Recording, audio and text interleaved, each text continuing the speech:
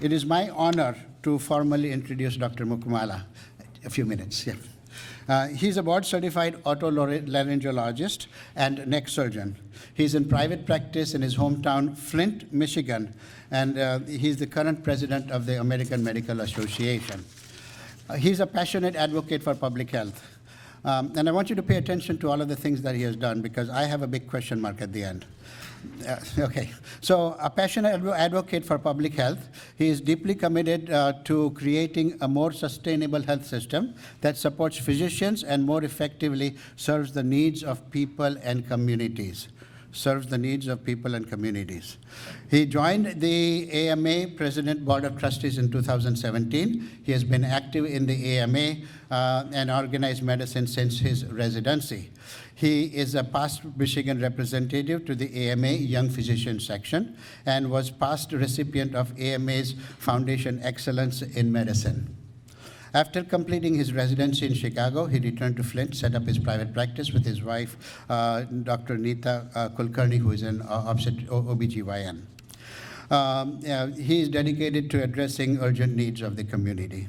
Dr. Mukkamala previously served as a chair of the Community Foundation of Greater Flint, where he guided its focus on funding to reduce the effects of lead in children. Today, he continues to serve on the Foundation's committee board as it now works to increase high-quality early education for children. He also co-chairs effort of CRIM Fitness to incorporate mindfulness in its effort to improve community health, and recently joined the board of CS Mott Foundation headquartered in downtown Flint, but doing work across the world to build a just, equitable, sustainable society. So if you go through all of the things that he has done, lead for children, increasing high-quality education for children,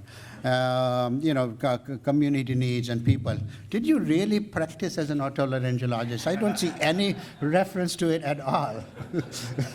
So thank you very much. It's a great pleasure to have you here. Dr. Mukkamala.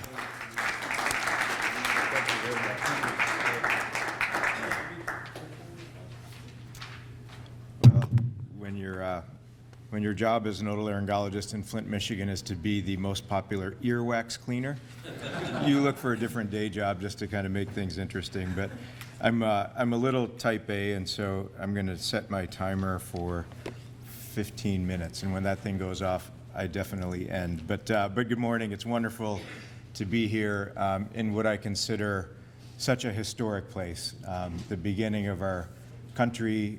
I was kind of a history buff in high school, and so when I'm here, it really, I'm enjoying it. And to be here with old friends and new friends, many of whom I met just in the past 15 minutes, it's been amazing and a wonderful time I had at dinner yesterday with so many friends and a new friend that's going to be our speaker soon after me that I'm glad not to follow, because he will make my comments look more moronic. And so thanks for letting me go first.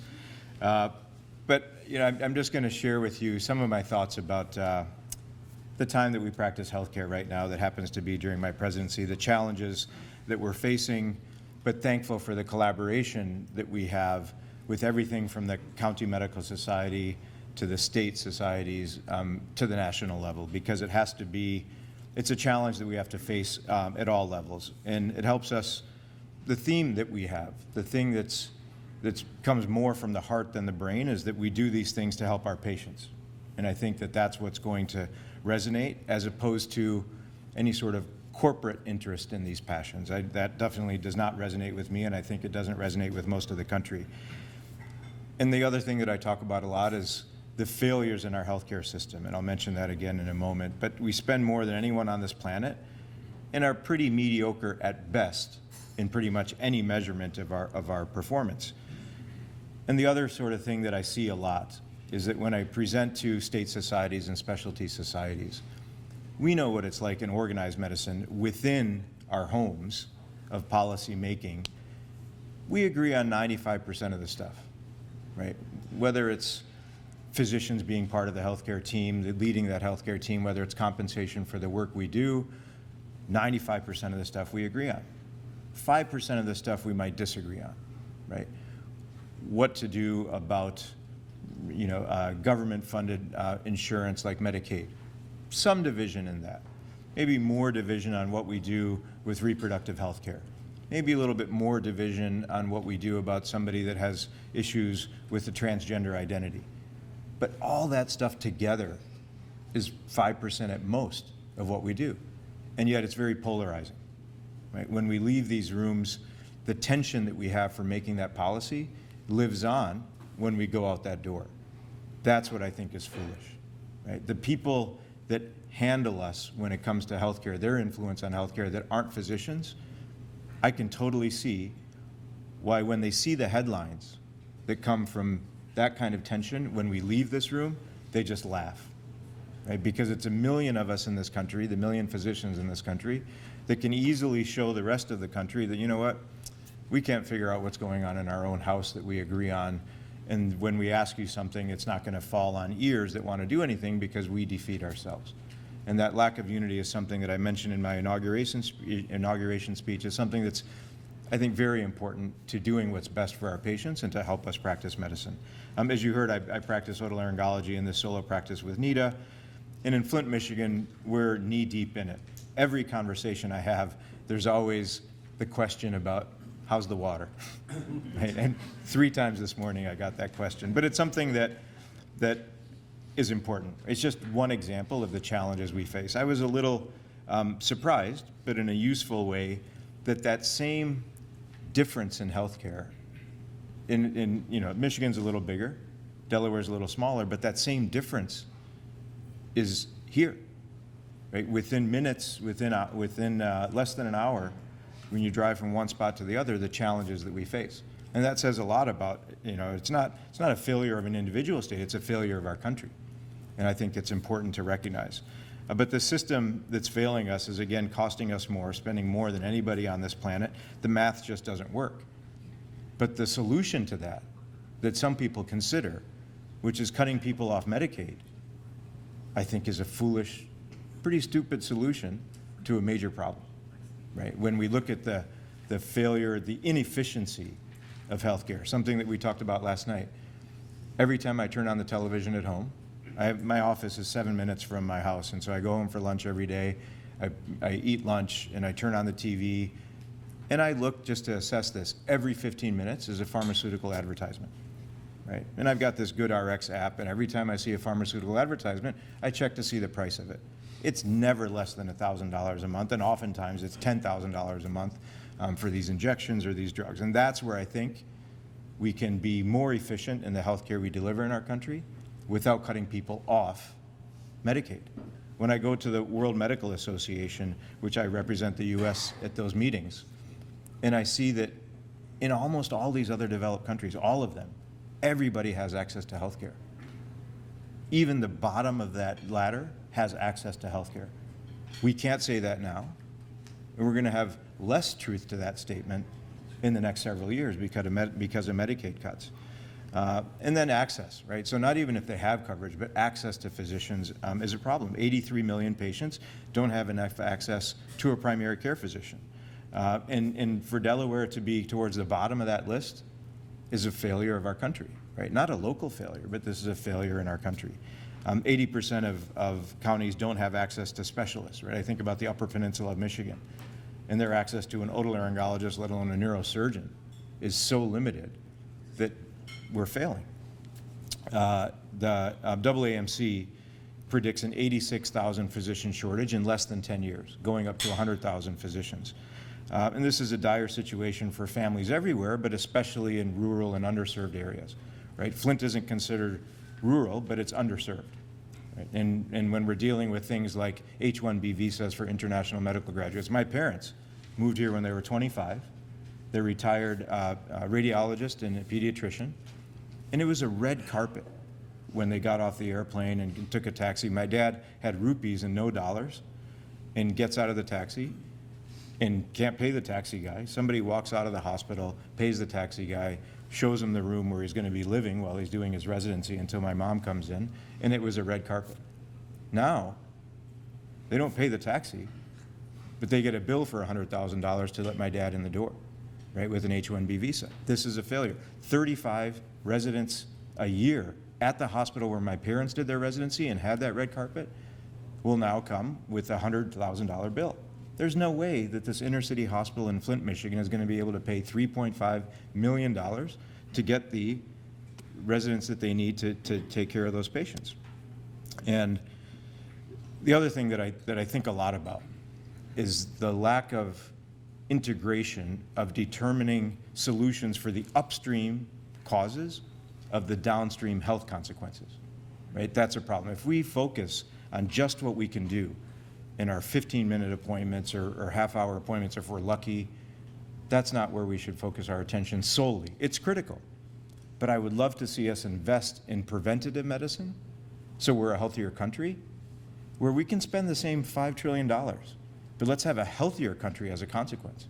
What bothers the heck out of me, and I see it in my hometown, and it probably happens everywhere, I see billboards for knees that need replacement, for hernias that can be fixed at a gold-starred hospital that fixes hernias, but nothing about prevention of disease, management of stage 1 diabetes, stage 1 hypertension, so it never turns into, stage 3 hypertension, management of prediabetes, so it doesn't turn into diabetes. I never see that billboard, ever. That's a problem in our country. And so, this focus on a lot of times the finances of healthcare, as opposed to the actual care of patients, bothers me. Just yesterday I was in a conversation about hospital systems. And I used to think, maybe naively, that the hospitals that we have are 90% good and 10% questionable. Now I'm not as optimistic, right? When I see these billboards, when I see the focus of a hospital, we have 3 hospitals in Flint, Michigan. One of them is this inner city hospital where my parents did their residency. It's a single hospital. I think it's amazing, right? Level 1 trauma center, PICU, NICU, burn unit. The chair of that board is the mayor of the city of Flint, community member serving on that board. It's still alive. 50% at least Medicaid population. It's still alive. The other 2 hospitals in town, major multi-hospital organizations, right? The entire state of Michigan, a little bit of the Midwest. The other one is Ascension. Ascension couldn't make any money on it and basically just gave it away in a partnership to Henry Ford. And the focus all seems to be about market share. Literally, when I went to the first hospital meeting, when Henry Ford was now the owner of the hospital instead of Ascension, there were about 7 people that spoke, right? Leaders of all the different divisions, including otolaryngology specifically. 6 out of 7, what they did say was market share, not about the metrics of health in our community. One of them mentioned that. But that's just, I think, pretty typical. It's the mindset. It's not the fault of an individual, but I think it's the fault of the system. And so these are the things that I think are that we need to fix. The other thing is student loans. This is a major headline right now. Right? When I think about what it costs to get your medical degree, $250,000, right? More than that. That's average.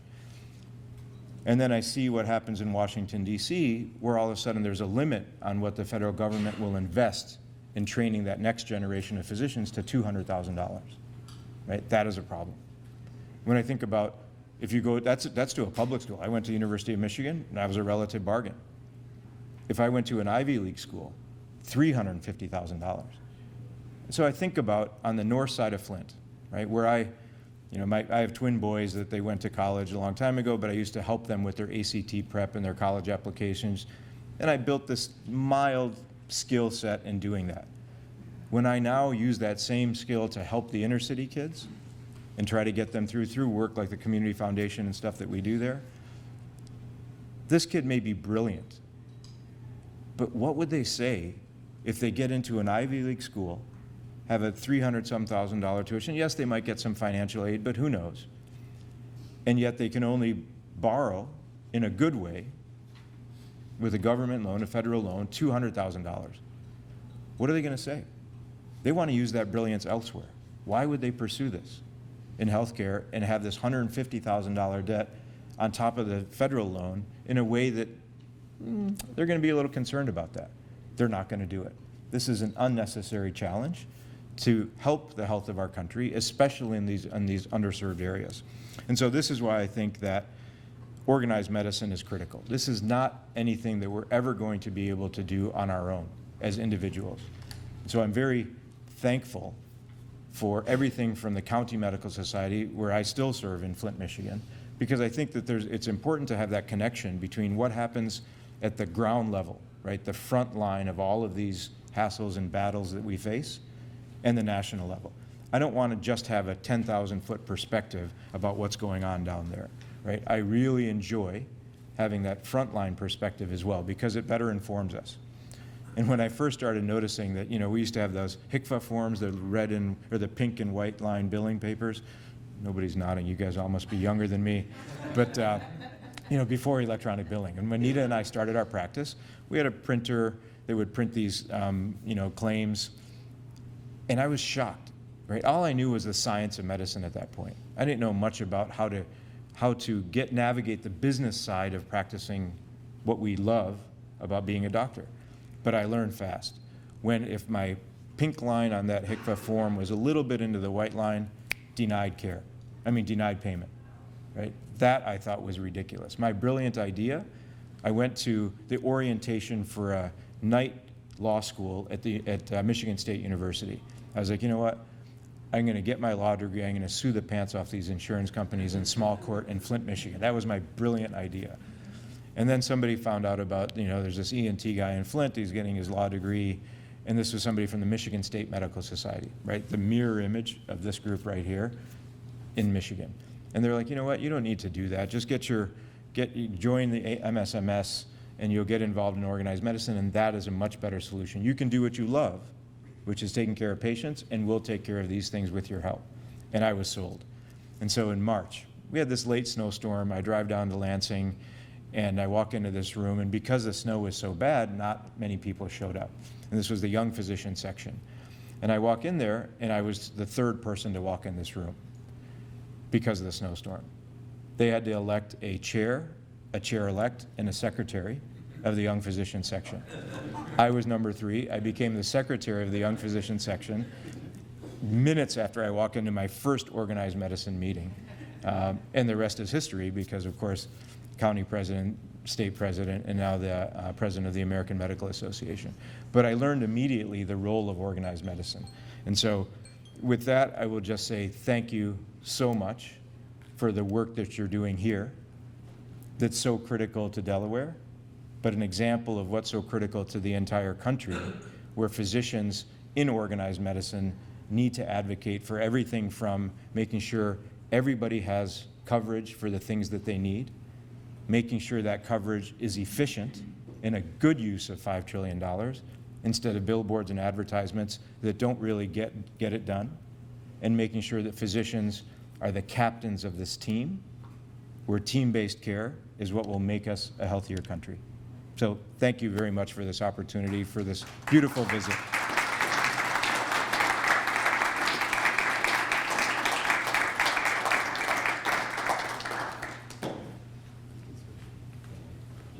Waiting for a second? Oh, yeah, sure. Does anybody have any quick question love that. for Dr. Mukkamala? We have time for just one quick question. No? Okay, very good. Thank you very much, Dr. Muk. Please. Yes. Yeah. My name is Neil Hawks, and I'm also an otolaryngologist, and I agree with everything you said. I think there's one other problem that we need to address, and that is when medical students apply for residency and subspecialties, the research requirements to match in orthopedics, urology, ENT, ophthalmology are absurd.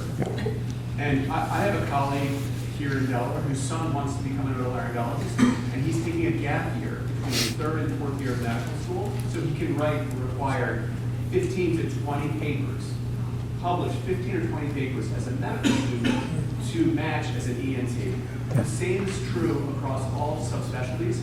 I think the mismatch between what our residency programs, particularly our academic residency programs, and our communities need is an assault on the ability for us to care for our patients. And so I'm curious, has the AMA taken a stance on this? Is there outreach to these programs? Do you see this as a problem, and what can you do about that?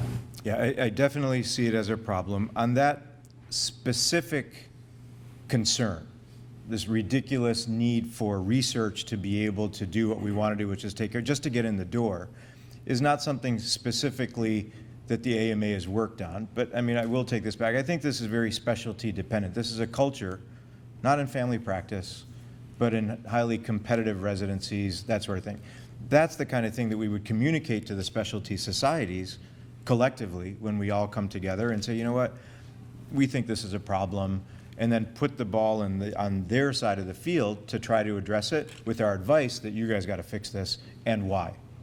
But we do focus on medical education in general, and this can always be a part of that work with a program that we call Change Med Ed. This is literally like a quarter of what the AMA invests in improving the health in our country.